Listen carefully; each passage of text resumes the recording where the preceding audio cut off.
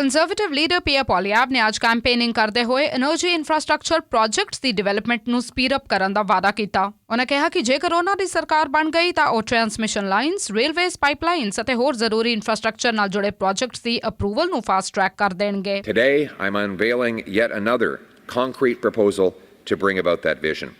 Today, I'm announcing the Canada First National Energy Corridor, a pre-approved corridor that will allow our incredible businesses to build pipelines, transmission lines, rail lines, and countless other kinds of infrastructure that we need to break our dependence on the Americans, ship our resources to ourselves and overseas markets, bring home powerful paychecks for our country, and stand up for ourselves in a position of strength.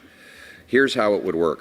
First, we would use the model of the shovel-ready zone.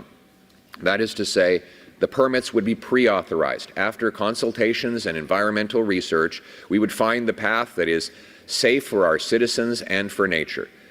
Second, we would consult with First Nations, as is our duty under the Constitution of Canada. Third, we would lock down the permits and we would publish specifications and standards that companies have to meet so that they would do the projects in a responsible way that keeps everyone safe. Then the permits would be pre-published online and legally binding. In other words, the government would not have the legal right to reverse course and change its mind. This would remove the uncertainty. I understand why businesses after the lost Liberal decade would not want to take the risk of starting an application process that could cost them billions of dollars if they thought that maybe a future government would reverse course. That's why pre-approval is so important. Pre-approving the project would mean that the companies could invest with certainty, knowing what they have to do and what they can build. This certainty will allow the private sector to do the building. It will allow our businesses to invest, hire, and grow.